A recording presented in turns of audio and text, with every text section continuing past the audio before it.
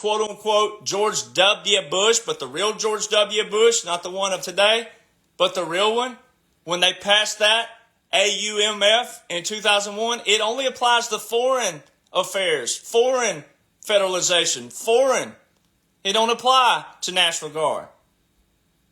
Now, check this. From 21 to 25, quote-unquote Joe does not have one single Title 10, Title 14, or Title 32 order or funding. So how would the National Guard operating in states all over the border, elections, and also New York subways?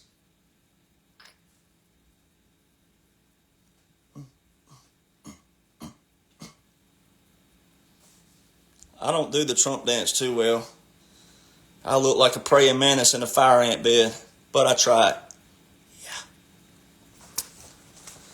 From 21 to 25, not a single tariff was terminated. Their presidential authority, the Trade Acts of 62 and 74, not one single tariff was terminated. Not one single Obama, Bush, or Clinton appointed judge terminated or blocked a tariff from 2021 to 2025. Not one single Obama, Clinton, or Bush judge tried to block a tariff from that time period. But they're all of a sudden a burden to the American people in 25 and 26. Do you know what kind of hypocrites you are? Do you know what kind of marblehead you are to believe that? Because in reality, if this was all real, then quote-unquote Joe and quote-unquote Kamala and quote-unquote all of them, DNC, and President Trump are on the same page. And we know that's not the case. The laws and the orders show that. The actions show that. The enforcements of these orders show that. So you got to be a special kind of double-down marblehead to believe that. National emergencies. See, in 1973, Congress made it to where a president had to declare a national emergency to utilize the military. And doing so, when one national emergency was declared, guess what it did? It unlocked 120 statute powers, regulating commerce, restricting telecommunications. We don't even have to list the other 118. We can just use those two right there to prove everything. Tariffs would be regulating commerce, and then restricting telecommunications would be what President Trump's been doing to the mainstream media. Voila! All right. All media, all the military, all the media though, in the mainstream media, all of your every article, every TV broadcast that you see flashing over here, which I'm going to turn off because it's creating a flash and a buzz, but every single broadcast, every single article is controlled. And they're all using, for the first time in history, not before President Trump, only until President Trump came on the scene, guess what the media is using? Law of War Manual terms. Why would the mainstream media be using Law of War Manual terms? When 99% of Americans didn't even know the Law of War Manual existed until I came along. So why are the media using capitulation? It was used today. Capitulation. Headline. White flag of surrender. White flag of truce. Occupied country. Occupied territory. Puppet government. Puppet state. Why are they using Law of War Manual terms? Restoration. Restoration explicitly applies to a military government. Restoration. Why are they using these terms? All right. Now, let's go to the July 16th breakdown again. So now you got that. So I did it in reverse. Now watch this. We're going to tie in what was before President Trump and watch how it ties in. In 2004, there's an article about the Department of Defense funding Ukraine biolabs. The ones that the mainstream media told you in 2021 were conspiracy theories. Well, they were under what? control. They're to distract the mainstream public on purpose because the mainstream public don't realize they're watching a special strategic operation. All right, 2008 to 2012, Vladimir Putin was not the president of Russia. Very key. In 2010, President Trump called it one of the greatest stories that the media would not cover. Uranium One, involving Bill and Hillary Rodham Clinton, in which there was a $145 million transaction. All right. Well, guess when Hillary and Putin's pictures were taken together? The ones where you see Hillary and Putin kind of grinning. Remember that one? March 19th, 2010. The same year that the Uranium One happened. Now, what typical Republicans and conservatives would do would run wild with Putin. No. Hold on. Don't run wild with Putin. Oh, no. Hang tight. Because Bill Clinton, old Slit Willie, old intern specialist, yeah, that dude, old Slit Willie met with Putin in 2000. So Putin had some dirt. He knew everything. So when you actually learn what a strategy would be and a tactic and a negotiation, what they call a white flag of surrender or a capitulation, you might want to listen a little further. So watch this. Now, let's move forward. On March 26, 2012, is when Obama leaned over to the Russian president who was outgoing. Putin was about to come in. Hang tight. In May of so that was March 26, 2012. In May 2012, Putin will be coming back in. That's the same meeting when Obama leaned over and told that Russian president then, Dimitrov, he said, hey, in a few days I'll have a few more flexibility after my election. I'll have a little bit more. Well, he meant November. Well, what did Dimitrov tell him? He said, I'll tell Putin, I'll pass the message to him. Because this was March. Putin came back May. Obama wouldn't be elected until November, but he wouldn't actually be president again in the new term until January of that. You got to do your math here. See? Math always works.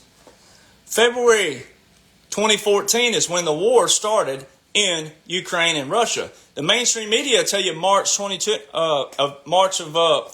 of 2022. Excuse me.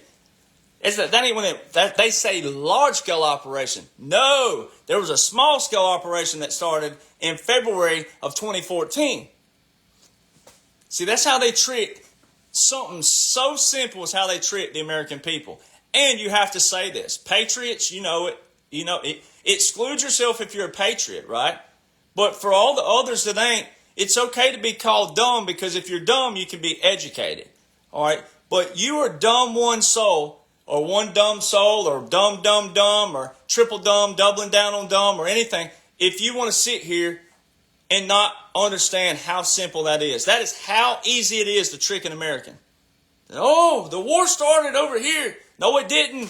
Small scale operation started back here. Large scale happened here. It went from a small scale to a large scale. It didn't start or begin in 2022. It started and began in 2014. Now, it'd be different had they did an all-out invasion, large scale, out the gate, and there wasn't any evidence of a small scale before. But there is evidence. And it's a key year that all these things happen that's going to tie in what President Trump and Putin and Zelensky, even though a lot of them are actors, not President Trump, but it'll tie it in for you, even more so. So the war started February 2014. Also in February 2014, Victoria Nuland, who was working for the Obama administration and VP Biden then, who was later shown as the undersecretary for quote-unquote Joe in 21 and 25, Victoria Nuland in February 2014 was saying F-U-C-K, the European Union. That's not who she'd want to be cussing, and she later apologized for it. That was February 2014. March 2014. Obama had 3 executive orders with Ukraine, 1 national emergency, and 1 of those declared.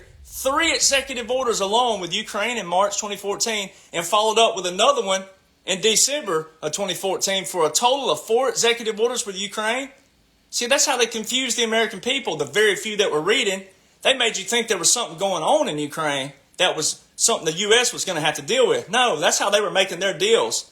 They were using that as a facade, making you, the American people, think there was something bad going on and they were No, that's how they were making their deals. When you really read and comprehend what they were doing, they were using smoke and mirrors. All right. April and May of 2014. Victoria Nuland, the same Victoria Nuland, secured the $1 billion for quote-unquote defense for Ukraine. All right. May 2014, snap election. A snap election is when they call a quick election. That's what Ukraine did in May of 2014. They called a snap election. They had 1 round of 2. They never had the full 2 rounds. Boom, quick election. Obama called on May 27, 2014, and congratulated Poroshenko. May 26, 2015, Obama terminated Executive Order 13617 with Russia. Guess what that executive order was about? Sanctions on uranium. Now what is he doing terminating an executive order with Russia to do with uranium? Well, Putin had just figured out that they had played him for a fool.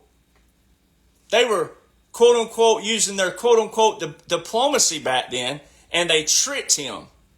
And they started putting all their assets into Ukraine, which they've been doing, but they amped it up even more because Putin wouldn't work with them. He wouldn't be controlled, but Poroshenko would. When you apply it all, more's coming here. January 23rd, 2018, Biden called the prosecutor an SOB, a son of a you-know-what. They fired the SOB over the $1 billion that Victoria Nuland had secured for Ukraine.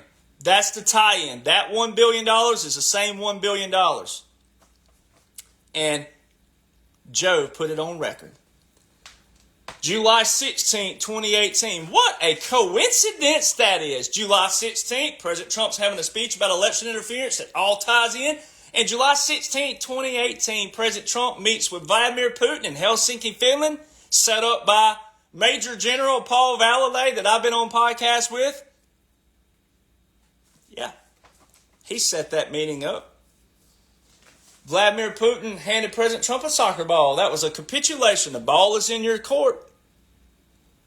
Now, what are the odds when you fast forward in 2022? What are the odds that Russia didn't play in the World Cup, which you just saw the finale today if you were watching?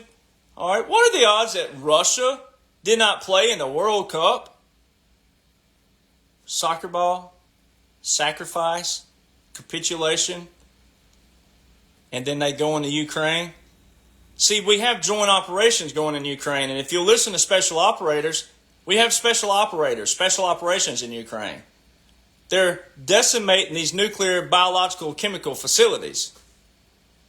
And it's the same thing President Trump did with Mexico, where he used 28,000 Mexican soldiers for the border wall. Same thing. You're using Russia to go in there and decimate all these things that the old deep state had funded. All right? And Ukraine's a part of it too. It's all a joint operation. So, do you go ahead and just tell the people what's going on? No, you don't do that. You know why? Because that isn't the only thing going on. So you get the dirty work done,